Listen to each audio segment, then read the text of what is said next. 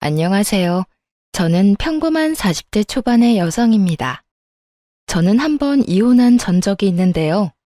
정말 어이없는 시부모의 행태와 남의 편임이 틀림없는 남편의 합작이었어요. 처음에는 시댁 때문에 스트레스를 많이 받았지만 뒤로 갈수록 남편에게 더 큰 배신감을 느껴야 했죠. 오늘은 그에 대한 이야기를 해보려 합니다. 남편과 저는 같은 직장에서 만났어요. 이름만 대면 아는 대기업에서 만나 사랑을 나누었으니 남들은 시집 잘 간다고 축하해주기도 했어요. 저는 원래 시골에서 나고 자랐는데 대학을 서울로 오면서 대기업에 취직한 케이스였어요. 당연히 저희 부모님은 시골에 계셨고요. 남들은 시골에서 올라왔다고 하면 부모가 농사 짓는다고 생각하며 힘들게 살았을 거라고 생각하지만 사실 저는 그런 생활과는 거리가 멀었어요. 할아버지 때부터 저희 집안은 동네 유지였고 땅과 건물을 여럿 가지고 있는 알부자였거든요. 아버지는 심지어 농사 짓는 분도 아니셨어요. 도시 쪽에 얻은 부동산으로 임대 수익을 얻으며 생활하셨거든요. 그래서 어린 시절부터 가난하게 살지는 않았어요. 다만 부모님 두 분 다 알뜰한 분들이라 허투루 돈을 쓰신 적은 거의 없었어요. 아버지도 자잘하게 돈을 쓰는 일은 거의 없으셨고 한 번 돈을 쓸 때는 통 크게 쓰는 편이었어요. 딸, 돈을 쓸 때는 말이다. 무조건 남들이 우와 하고 감탄할 만큼 써야 해. 그리고 쓰지 않을 때는 악착같이 아껴야 하고 왜인지 알겠어? 돈을 써야 할 때 찔끔찔끔 쓰면 해주고도 욕을 먹거나 상대방이 내가 도움을 줬다는 사실을 잊게 되는 일이 허다하거든. 그러니까 절대로 돈 쓸 때는 아끼지 말거라. 그리고 상대방이 나를 무시하는 것처럼 보일 때도 큰 돈을 써서 내가 쉬운 인간이 아니라는 걸 보여줘야 한다. 선수 필승, 그거야 그거. 그게 아버지의 입버릇이었어요. 돈을 쓰려면 남들이 다 감탄할 만큼 크게 쓰고 쓰지 않을 때는 악착같이 아끼라는 거요. 여하튼 그런 부모님 밑에서 자라 서울에 올라오니 참으로 부드럽고 나긋나긋한 남자들이 많더군요. 남편은 그런 면에서 탁월한 사람이었어요. 착실하고 순한 사람이었죠. 저는 순한 사람은 아니었어요. 부모님의 가르침 덕분에 기가 세고 크게 외부의 자극에 흔들림 없는 어른으로 컸거든요. 그런 제게 남편의 그 상냥함은 정말 별 3개였어요. 그래서 더 끌렸던 건지도 모르죠. 그런 성격이 어디서 나온 건지 알았더라면 분명 이렇게까지 끌리지 못했을 거예요. 하지만 사랑이라는 게 그렇잖아요. 사람을 눈 멀게 만드는 것이니까요. 그렇게 남편은 제게 결혼에 대해 진지하게 이야기했고 저도 결혼을 긍정적으로 생각하기로 했어요. 그렇게 저희는 드디어 상견례를 하게 됐어요. 아유, 멀리서 오시느라 고생하셨어요. 그래도 깡촌에 있다가 도시 오니까 볼 것 많아서 좋으시죠? 있는 동안 관광이라도 많이 하고 가세요. 시골에서는 이런 거 볼 일도 없을 거잖아요. 안 그래요? 그 말에 기분이 확 나빠졌어요. 깡촌과 시골이라는 말을 하며 은근히 지방 사는 부모님을 무시하는 것 같은 기분이 들었거든요. 게다가 친정 부모님을 앞에 두고도 머리끝부터 발끝까지 훑어 내려가며 두 분의 차림을 확인하는 것 같은 눈길도 마음에 안 들었어요. 그리고 그분들의 눈이 저희 어머니가 가진 명품 가방에 눈길을 주더군요. 어머니는 명품을 좋아하시지 않지만 딱 하나 어디 중요한 날에 들려고 사두신 것인데 그걸 보고 이번에는 시모가 말했어요. 사부인, 제가 이런 말 하는 거 너무 고깝게 듣지 마세요. 그런데 아무래도 이건 좀 아니라서 도시에서 이렇게 가짜 가방을 메고 다니면 사람들이 흉을 봐요.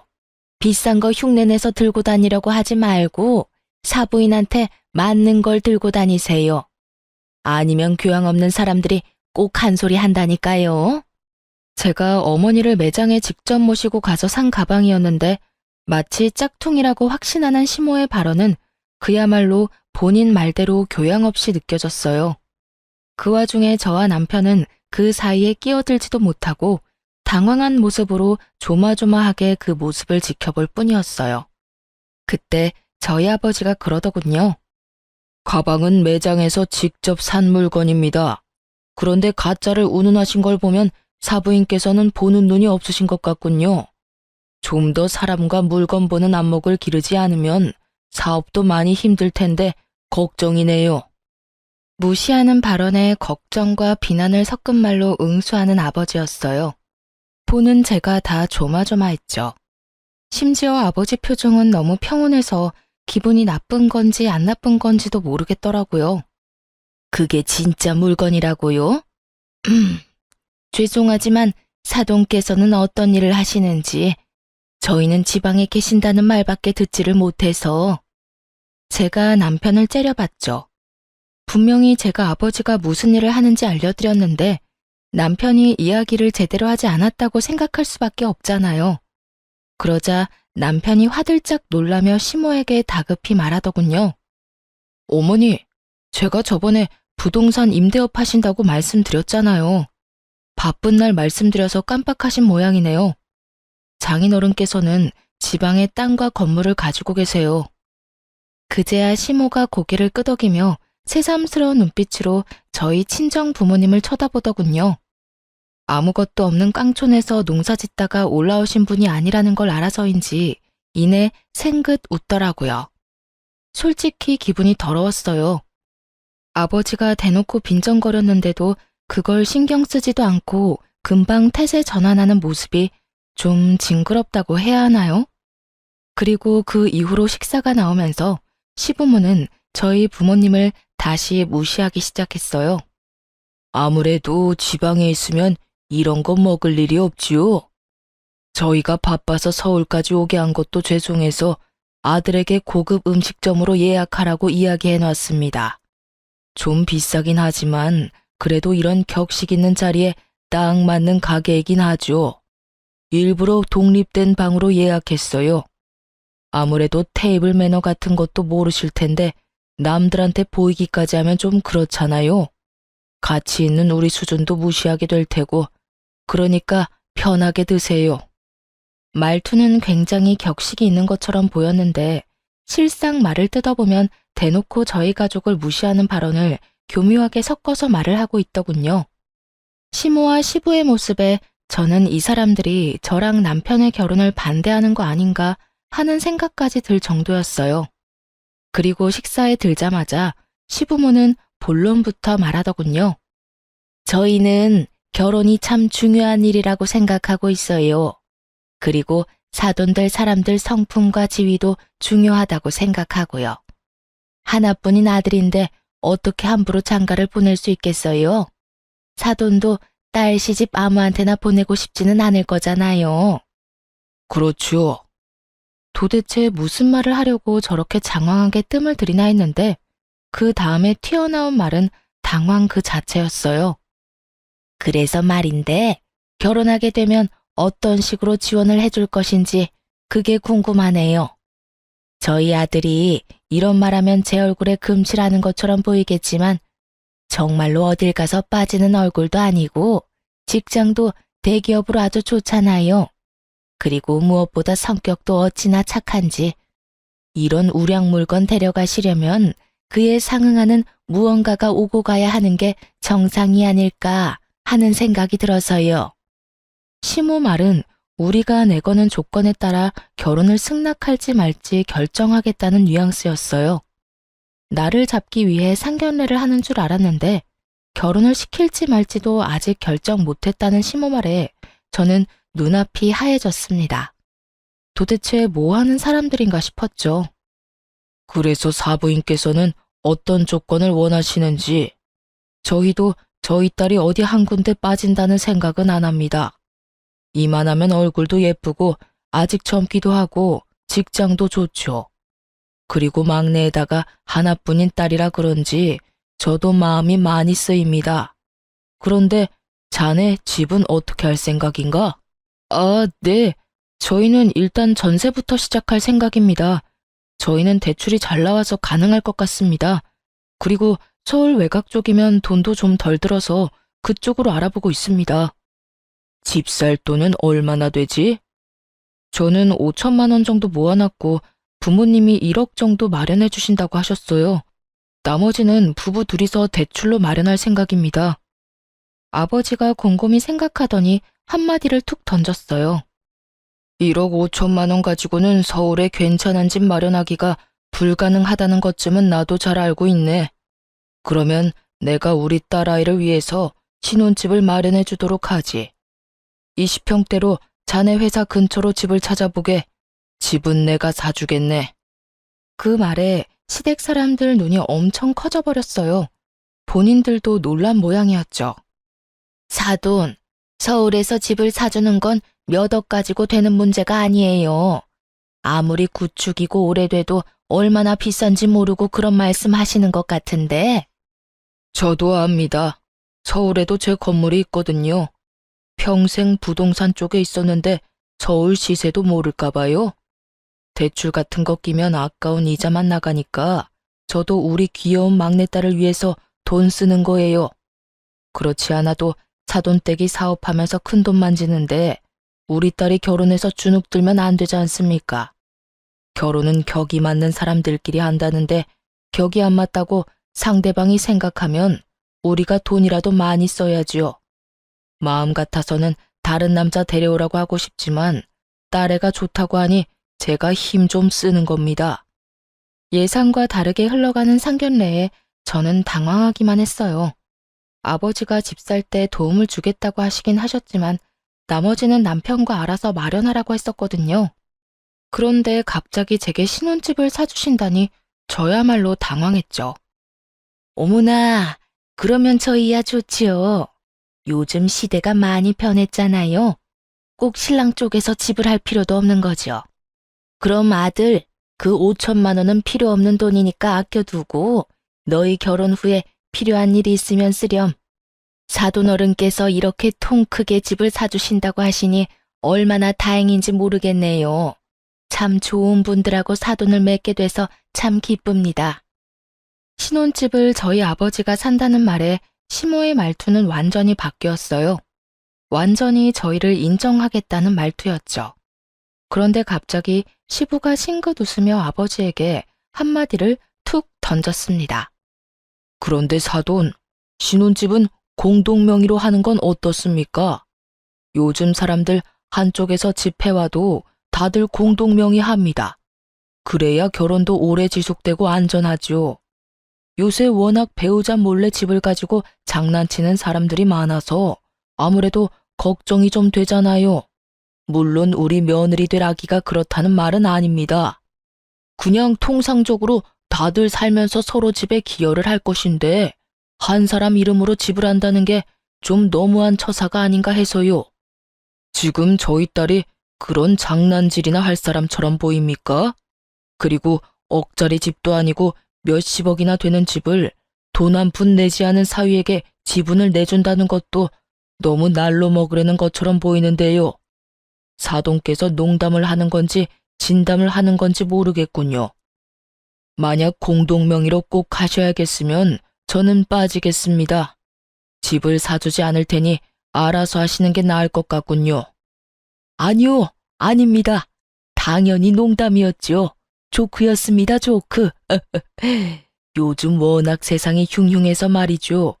그냥 농담이었으니 걱정하지 마시죠.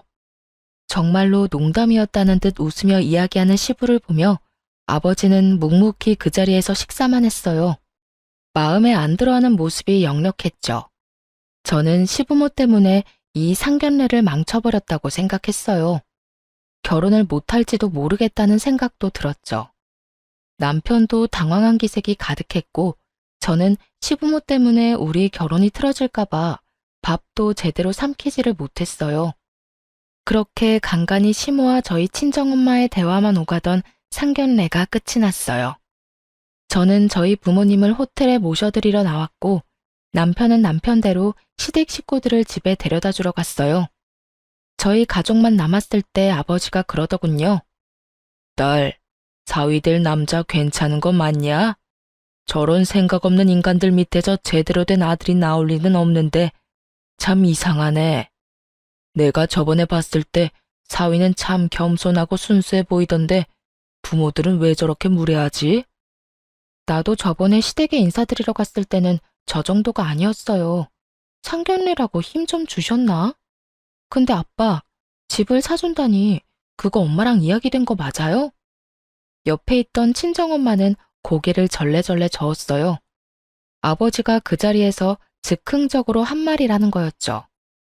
서울 집값 장난 아니에요. 아버지 가지고 있는 건물까지 팔아야 할 텐데. 딸, 사람이 죽으면 가지고 가지도 못하는 게 재산이다.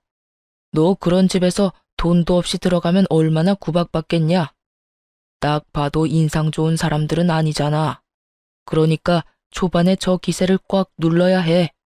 그나마 이 아비가 뼈 빠지게 벌어놓은 돈이 있으니 그걸로 크게 한 대 후려치고 시작하는 거지. 그렇다고 해서 그 큰 돈을... 그것보다 더 중요한 게 있어. 너 절대로 네 남편한테 공동명의 해주지 마라. 네 남편이 괜찮은 사람이라고 해서 저 사돈들이 괜찮은 사람인 건 아니잖아. 아까 돈 한 푼 안 낼 거면서 공동명의 이야기하는 거 봤냐? 농담이라고는 했지만 농담은 아니었을걸? 내가 신혼집 해주겠다는 말 듣고 호구라고 생각했을지도 모르지. 딸이 원하는 건 다 들어주는 딸바보라고 생각했을지도 모르고. 그런 인간들은 나중에 뒤로 무슨 짓을 하는지 알 수 없는 거야. 내가 젊을 때 사기 많이 당해봤잖아. 그러니까 첫째도 의심, 둘째도 의심이야. 알았어? 서울에 대학을 갈 때부터 아버지의 입버릇은 모든 것을 의심하라는 거였어요. 사실 그 덕에 범죄 피해를 잘 빠져나갈 수 있긴 했죠. 서울이 이상한 곳이라기보다는 엄청난 사람이 여기저기서 몰려오니 확률적으로 범죄를 맞닥뜨릴 일도 많다는 거거든요. 게다가 일거수일투족이 다 소문나는 시골과 달리 서울이라는 곳이 워낙 크고 이웃 간에 가깝지 않은 곳이기도 하니까요. 그래도 아버지가 결혼을 하지 말라고 하지 않은 건 남편의 착한 모습 때문이었을 거예요. 그렇게 저희는 결혼을 할 수 있게 됐죠. 결혼을 하고 시댁에 갈 일은 많지 않았어요. 남편이 불편한 제 마음을 헤아려 줬고 시댁과의 만남을 최대한 피할 수 있게 해줬거든요. 그런데 결혼하고 1년쯤 지났을 때 시댁에 큰일이 벌어졌어요. 시부가 하던 사업이 실패하면서 시댁 집까지 팔아야 하는 상황이 되어버렸거든요. 그전에도 사업이 잘 안 돼서 2번 망한 적이 있긴 했는데 그때는 본인들이 가진 돈으로 사업을 하다 망했고 이번에는 투자금까지 받아서 어떻게 해보려다 망한 거라 그 투자금을 다 돌려줘야 하는 상황이 된 거죠. 한마디로 크게 일 벌리다가 망해버린 거예요. 투자금이라 해봐야 얼마 되지는 않았지만 집을 날려버리기에는 충분한 금액이었어요. 그렇게 몇 날 며칠을 시댁과 저희 집을 오가며 근심이 가득하던 남편이 제게 그러더군요. 혹시 우리 집 담보로 대출 좀 받을 수 있을까? 대출 받은 건 내가 다 낼 거야. 지금 좀 급해서 그래. 부모님 지금 당장 살 곳도 없으시고. 그 말에 정신이 번쩍 들었어요. 상견례 끝나고 했던 아버지 말이 생각났거든요. 아빠한테 물어볼게.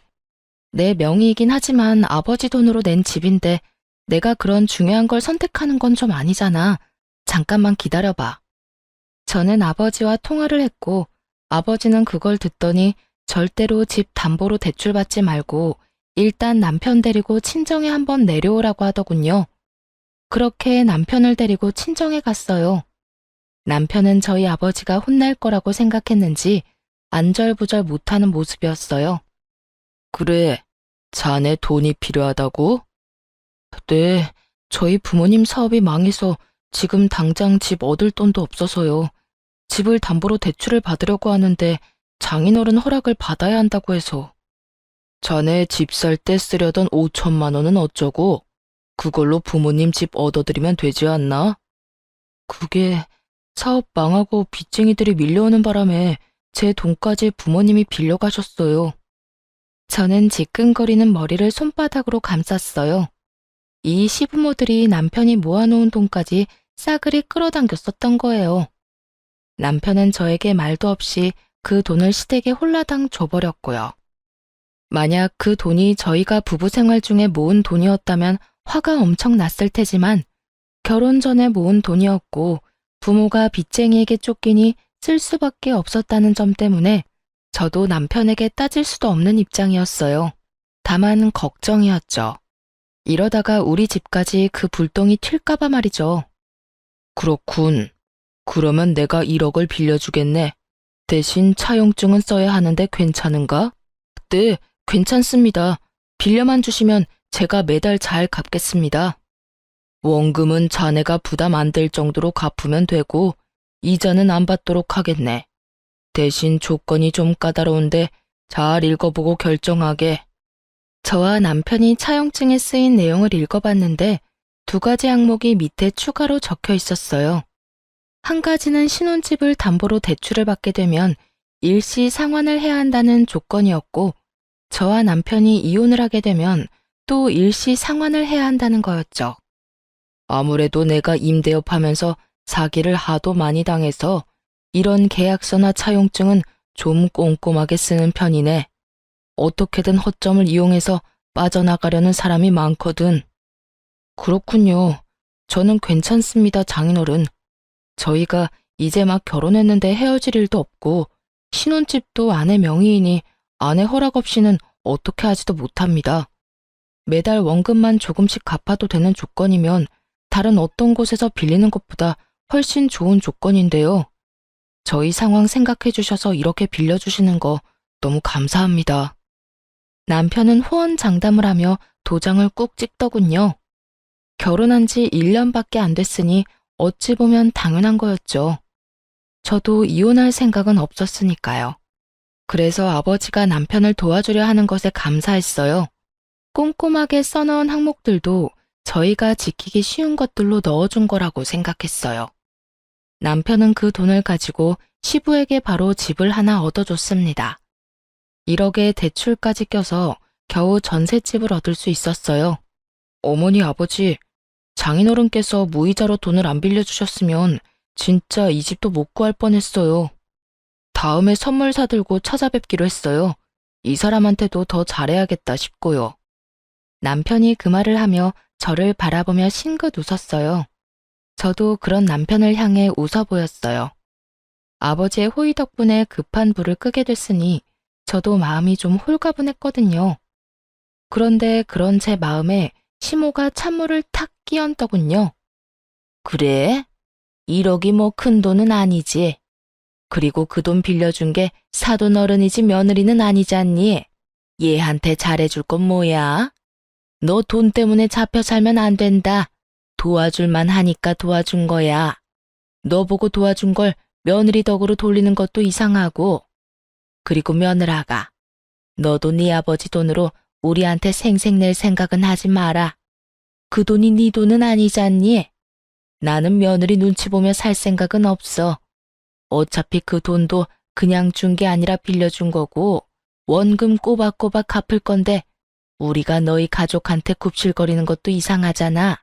그치? 시모의 말에 저는 입을 다물지 못했어요. 참, 사람 도와주고 이런 식으로 취급받을 줄이야. 그런데 그 뒤가 더 문제였어요. 그리고 이번에 김장해야 하는데 우리는 이사 때문에 힘들 것 같으니 너 혼자 김장 좀 해서 김치 보내거라. 나는 가게에서 파는 김치는 맛이 없어서 못 먹거든. 그리고 젓갈 많이 들어간 것도 못 먹으니까 참고하고. 아, 그래도 한 30포기는 넘게 해야 할 거야. 우리 집에 10포기, 너희 10포기, 할머니네 10포기. 다 되면 집으로 갖다 줘. 알겠니? 그 이야기를 듣는데 완전 골이 띵하더군요. 같이 하자고 했으면 이 정도로 열받지는 않았을 겁니다. 저희 집도 시골에서 김장 엄청 많이 하거든요. 그런데 그걸 혼자서 하는 건 절대 아니었어요. 김치를 가져갈 사람들은 다들 모여서 함께 하는 거였으니까요. 그런데 저더러 혼자 30포기를 하라니 저는 알겠다고 말하고 김장은 8포기만 했어요. 저희 먹을 것만 해서 김치 냉장고에 넣어두고 시댁과 시조모댁에 보낼 김치는 인터넷으로 주문했어요. 그리고 2분 주소를 남편에게 알아내서 김치를 보내드렸죠. 이틀 뒤에 시모에게서 전화가 왔습니다. 야, 너 이게 뭐 하는 짓이야? 김치를 사서 보내? 내가 김장김치해서 보내라고 했지 사서 보내라고 했니? 어머님, 죄송한데 저 혼자 30포기는 못해요. 그래서 사서 보내드렸는데 문제라도 있으신가요? 입맛에 안 맞으면 반품하시고 다른 거 사시면 될 것 같은데요. 그 문제가 아니잖아. 30포기 누가 혼자 하라고 했니? 친정 가서 해오면 되지. 지금 시댁김치를 친정에서 해서 가지고 오라는 말씀이신가요? 그래. 너 혼자 못하겠으면 그렇게 하면 되지. 내가 분명히 말했지. 나는 시중에 파는 김치는 못 먹어. 저희 친정어머니가 왜 어머님 드실 김치를 해야 해요? 저희 어머니를 설마 가사도우미 정도로 생각하시는 건 아니시죠? 저는 어이가 없었어요. 불과 얼마 전에 우리 부모님한테 돈 빌려갔잖아요. 그런데 저뿐만 아니라 저희 부모님까지 끌어들여서 시집살이를 시키려 하는 꼴이 정말 너무 웃겼어요. 사돈한테 돈 빌려간 주제에 마치 주인이라도 된 마냥 굴더군요. 난 그런 생각 한 적 없어. 오히려 네가 우리를 얼마나 무시했으면 내 말은 들은 채도 하지 않고 김치를 사서 보냈겠니? 정말 며느리라고 하나 있는 게 이렇게 생각이 없어서 어쩌니? 이런 일 하는 게 며느리야. 결혼한 지 얼마나 됐다고 벌써 시어머니를 이겨먹으려고 해? 어머님, 인간적으로 30포기를 혼자 하라거나 나누지도 않을 친정엄마와 함께 하라고 하는 게 더 저희를 무시하는 것 같은데요. 김치는 보냈고 마음에 안 드시면 반품하고 이번에는 어머님이 직접 주문해서 드세요. 요즘 파는 김치도 맛있게 잘 나와요. 그리고 요즘 세상에 며느리가 시댁 일꾼이라고 생각하는 것도 진짜 구식인 건 아시죠? 저는 그렇게 이야기하고 전화를 뚝 끊었어요. 시모가 열받았는지 남편에게 전화해서 난리를 쳤더라고요. 그날 저녁에 남편이 저희 집에 와서 그러더라고요. 여보, 도대체 어머니랑 무슨 일이 있었길래 어머니가 그렇게 화가 나셨어? 어머님이 나더러 김치 30포기를 혼자서 하라고 하더라고. 그래서 우리 먹을 8포기만 하고 어머님 보낼 김치는 인터넷에서 사서 보내드렸지. 이 일에 어디에서 화를 내는지 모르겠네. 우리 엄마 입이 좀 까다로우셔서 시중에 파는 김치는 못 드시는데 웬만하면 김치에서 갖다 드리지 그랬어. 남편의 이야기에 저는 화가 났어요. 그러면 김장을 같이 하자고 말씀하셨어야지. 나 혼자 30포기를 어떻게 하라는 말인데? 그럼 당신이 나랑 같이 김장할래? 그리고 어머님이 우리 친정엄마까지 끌어들였다고. 장모님을? 그래. 30포기 혼자 하기 힘들어서 안 했다니까. 그러면 친정엄마랑 같이 해서 보내야 했던 거 아니냐고. 우리 엄마가 식모야? 김치 만들어서 시어머니한테 갖다 바치는 게 말이 되냐고. 이참에 이야기할게. 당신 어머님한테 이야기 좀 해. 제발 상식적으로 행동하시라고. 내가 당신한테 이런 이야기 하는 거 싫은데 부모님 그 집도 우리 아버지한테 빌린 돈으로 마련한 거잖아. 그러면 적어도 우리 부모님은 건드리지 말아야지. 제 말에 남편은 우물쭈물 쩔쩔매며 아무 말도 못하더군요. 겨우 시어머니에게 이야기해보겠다는 말을 들었을 뿐이죠. 그런데 며칠 뒤 더 경악할 만한 일이 벌어졌어요. 시모는 제 상상을 뛰어넘는 뻔뻔함을 지녔더라고요. 돈 1억을 남편이 빌려갔는데 저희 어머니에게 전화해서 돈을 더 요구했다고 하더군요. 예, 너희 시어머니 진짜 너무한다. 우리더러 돈 많으니 돈 좀 더 달라며 돈 맡겨놓은 사람처럼 떼를 쓰는데 아휴, 내가 정신이 없어서 너희 아버지 바꿔줬더니 너희 아버지랑 싸우고 난리가 났어 얘. 저는 정신이 아득해지는 걸 느꼈어요. 결국 친정아버지가 화가 잔뜩 난 채로 저희 집에 찾아왔어요. 그리고는 시댁 어른들 불러오라며 난리였죠. 결국 남편에게 시부모님 모시고 오라고 전했어요. 남편은 화난 장인의 모습에 시모에게 도대체 무슨 짓을 저질렀냐고 물었고 시모는 자기는 잘못한 거 없다며 당당하게 저희 집에 왔더군요. 사부인, 아무리 그래도 이건 너무하지요. 어떻게 다짜고짜 와이프한테 전화해서 돈을 더 달라고 떼를 쓰실 수가 있습니까? 아니, 우리한테 돈 맡겨놨어요? 애들 신혼집도 제가 해줬고 사돈 빚쟁이한테 쫓긴다는 말에 1억 빌려준 것도 저입니다. 그런데 또 전화와서 돈을 빌려달라뇨. 이 정도면 제가 많이 해드린 것 같은데 도대체 저희를 어떻게 생각하길래 그렇게 편하게 전화해서 돈을 빌려달라고 하십니까? 힘들 때 좀 도와달라는 게 뭐가 문제예요? 안 빌려주면 그만이지. 이렇게 사람까지 불러서 무안을 주려는 이유는 뭐예요? 올랑 집 하나 해줬다고 대단한 사람이라고 생각하시나 본데 저희 사업 잘 될 때랑 비교하면 별것도 아닌 수준이거든요. 지금은 사업이 잘 되고 있어서 저희한테 돈 빌리려고 전화하신 겁니까? 무슨 일이든 정도라는 게 있는 법인데 막무가내로 전화해서 떼쓴다고 돈을 빌려줄 거라고 생각했어요. 이런 무례한 사람들이랑 사돈을 맺다니. 장인어른, 진정하세요. 제가 사과드리겠습니다. 어머니가 그런 전화하신 줄 정말 몰랐습니다. 그러니 화 푸세요. 남편의 사과에 시모는 입이 삐죽 나왔고 친정아버지는 겨우 가라앉은 모양새였어요. 어머니, 빨리 사과드리세요. 앞으로 연락 안 하면 되는 거잖아. 이런 일로 사과는 무슨 사과야. 내가 큰 죄를 지은 것도 아니고. 그렇게 말하며 시모는 자리를 떴습니다. 아버지는 남편에게 경고했어요. 자네, 한 번만 더 이런 일로 우리를 실망시키면 딸아이가 이혼 안 하겠다 하더라도 내가 데려와 버릴 거야. 그렇게 이 사건은 남편의 빠른 사과 덕분에 겨우 봉합이 됐어요. 하지만 생각 없는 시모의 기행은 그걸로 끝나지 않았어요. 저희 부부는 결혼과 동시에 아이를 가지려고 애를 썼는데 1년 반 동안 아이가 생기지를 않았어요. 그래서 산부인과 검사를 했고 제가 다낭성 난소 증후군이라는 난임 판정을 받게 됐어요. 의사 말로는 불임은 아니고 난임이라고 아주 드물게 자연 임신이 되는 경우가 있긴 하지만 임신을 하더라도 유산이 잦을 거라고 하시더군요. 그에 비해 남편은 정상이었죠. 제 탓으로 아이가 생기지 않는다는 생각에 무척 힘든 시간을 보냈어요. 그래도 치료를 하면 임신 확률을 조금은 높일 수 있다는 말에 좋다는 치료는 다 해가며 임신을 준비했어요. 시댁에는 비밀로 하려고 했지만 남편이 그 이야기를 시모에게 이미 해버렸더라고요. 난임 판정을 받고 한 달 뒤에 시모가 저희 집에 연락도 없이 찾아왔더라고요. 그때 집에는 저와 남편 둘 모두 있었어요. 그런데 시모는 들어올 때 표정부터가 아주 의기양양했죠.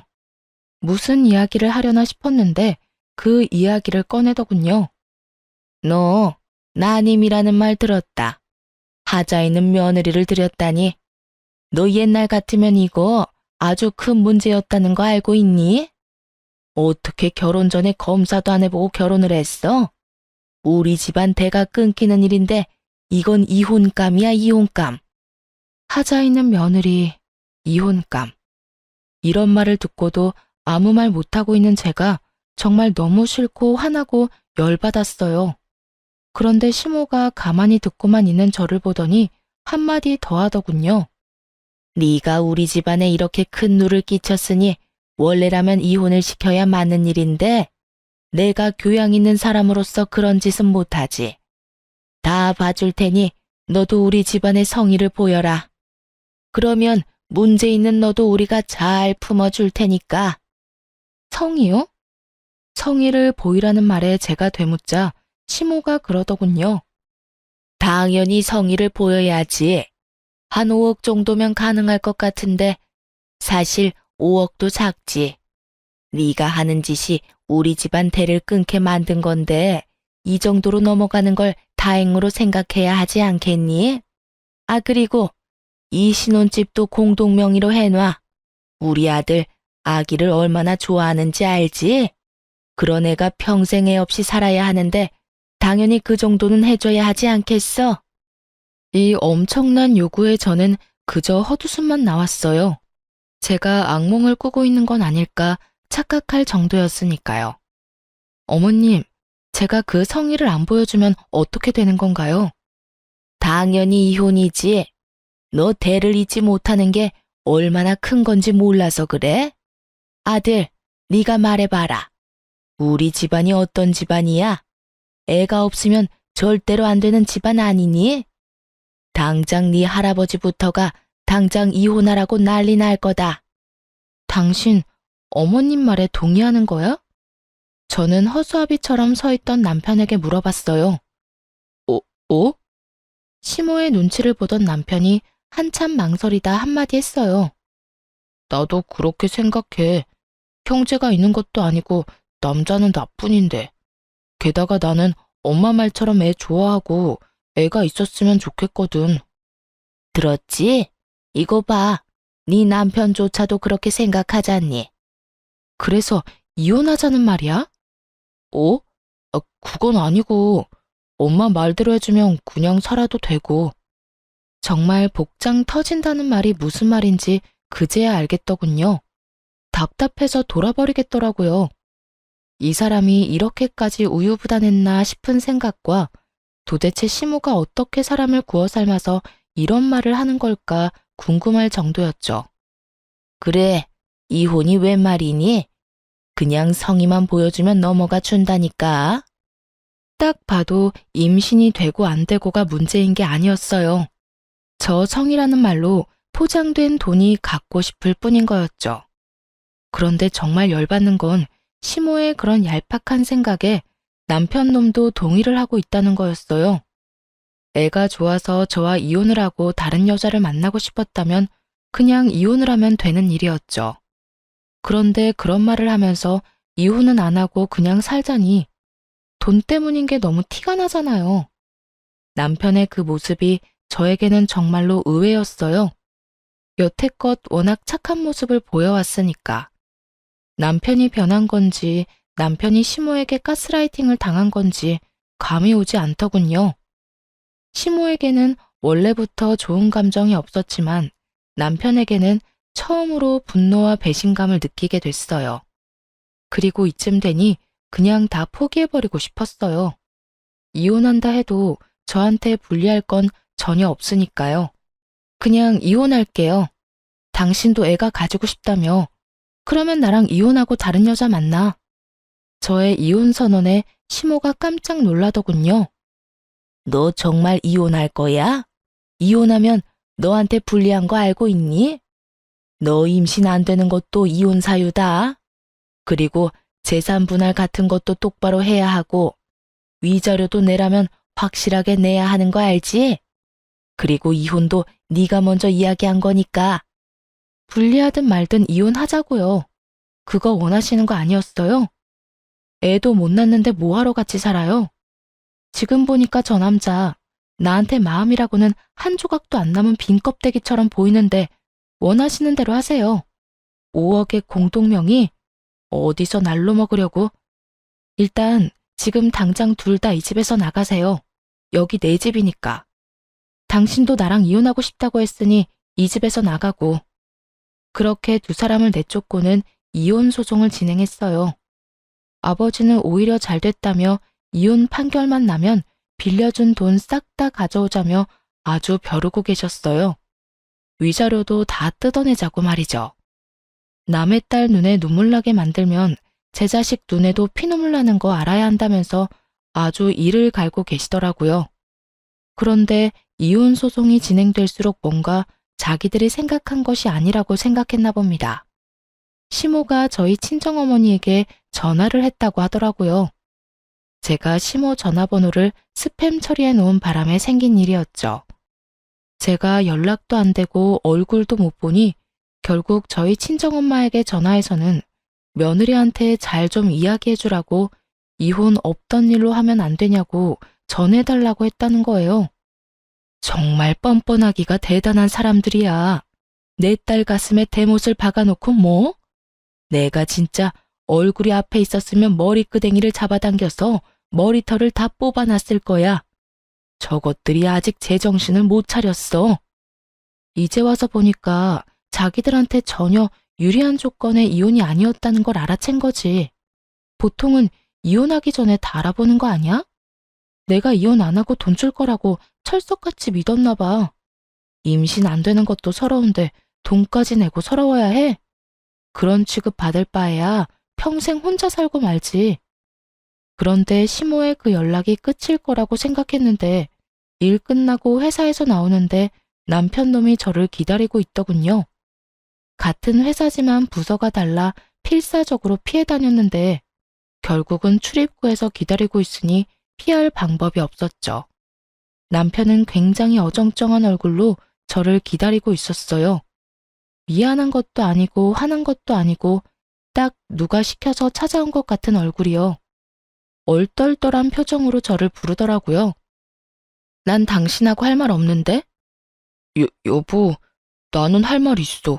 잠시면 돼. 잠깐만 들어줘. 내가 그때 한 이야기는 정말로 다 거짓말이야. 난 여전히 당신 사랑하고 있고 아이가 없더라도 당신하고 헤어지고 싶은 생각 절대로 없어. 이건 진짜 내 진심이야. 그러니까 우리 이혼 없던 걸로 하면 안 될까? 당신 없으니까 너무 허전하고 힘들어. 웃기고 앉아있네. 당신 그거 전혀 진심으로 안 들려. 그런 말 하고 싶었으면 내가 어머님한테 그런 취급 받았을 때 했어야지. 이혼 이야기 나오기 전에 했었어야 맞는 거지. 그랬으면 난 당신 하나 바라보면서 혼인관계 유지했을 거야. 그런데 너 뭐라 그랬냐? 그때 진짜 얼토당토 않은 말도 안 되는 말 짓거렸지? 미친놈. 오늘 이렇게 찾아와서 이야기하는 것도 그래. 딱 보니 답 나오네. 어머님이 그렇게 말하라고 시켰지? 제 말에 남편놈이 아무 말 못하고 고개를 숙여 제 눈을 피하더군요. 침묵은 긍정이라는 말이 있죠. 아무 말 못하는 남편놈을 보니 감이 오더라고요. 저는 남편을 앞에 두고 시모에게 전화를 걸었어요. 어머님, 아들 반품한 거 취소 안 할 거예요. 반품하라고 한 것도 어머님이면서 왜 다시 돌려주려고 하세요? 그러지 마세요. 이미 애착 같은 거 없어요. 이혼 소송 불리하게 진행되는 것 같아서 속상하신 건 알겠는데 그러게 왜 처음부터 알아보지도 않고 일을 진행해서 이렇게 후회할 짓을 만들었어요? 어쨌든 이런 식으로 저희 부모님한테 연락하거나 이 인간 이용해서 이혼 번복하려고 하지 마세요. 저는 이혼 꼭 할 거니까요. 며느라가, 아가, 내 말 좀 들어봐라. 나는 당연히 결혼을 했으니 재산 분할이 조금이라도 될 줄 알았어. 그런데 혼인 기간이 짧으면 그게 인정이 안 될 가능성이 높다네. 그리고 나는 차용증에 대해서 제대로 몰랐지 않니? 그런 항목이 있었으면 절대로 이혼 이야기도 안 꺼냈을 거야.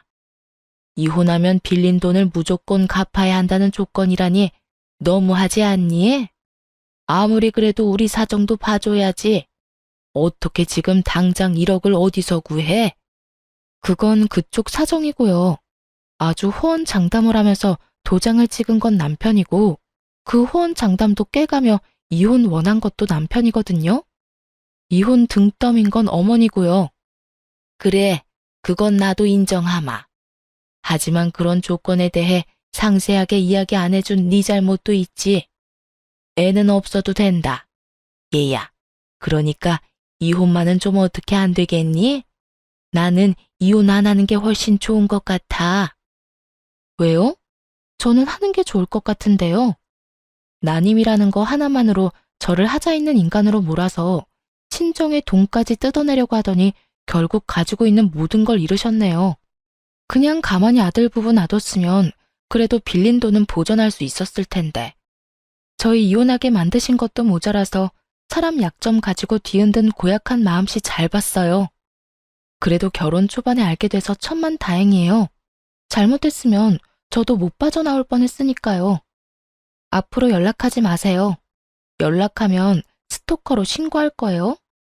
그리고 이 인간 시켜서 말 전하게 하지도 말고요. 저 이미 이 사람한테 정 다 떨어졌어요.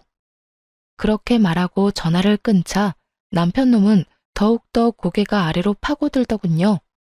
이 인간이 이 정도로 마마 보일 줄은 결혼할 때만 해도 몰랐어요. 그냥 남 생각 잘하는 착한 사람이라고 생각했는데 제가 깜빡 속았던 거예요.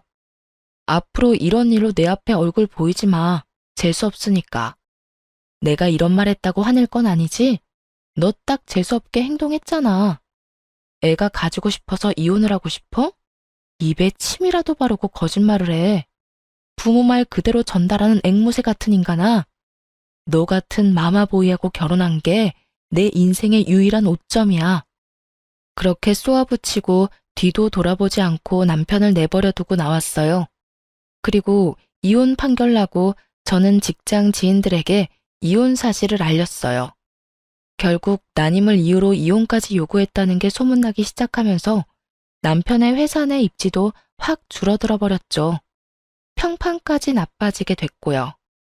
그래도 좋은 직장이라 퇴사는 하지 않고 잘 버티고 있더군요. 그렇게 2년을 그 인간 얼굴을 가끔씩 마주치면서 일을 다녀야 했어요. 그것도 저에게는 굉장히 곤혹스러운 일이었죠. 그렇지만 저는 이혼 2년 만에 재혼에 성공하게 됐어요. 정말 기적 같은 일이 벌어졌거든요. 난임이라고 자연임신이 힘들 거라는 의사의 말이 있었지만 자연임신에 성공했거든요. 남편과 헤어지고 만나던 연인이었어요. 난임이라는 걸 미리 이야기하고 만난 아주 좋은 사람이었고 어쩌다 보니 속도 위반으로 애가 생겨서 결혼을 하게 됐거든요. 저는 전 남편과 살던 집의 인테리어를 싹 다 고쳐서 다시 새로운 재혼남과 신혼집을 꾸렸어요. 게다가 임신 5개월에는 결혼식까지 했거든요. 저는 재혼이라 규모를 좀 작게 하긴 했지만요. 그런데 결혼식 직후에 전 남편이 저를 찾아와서 엄청 따지더라고요. 난임이라는 거 거짓말이었어?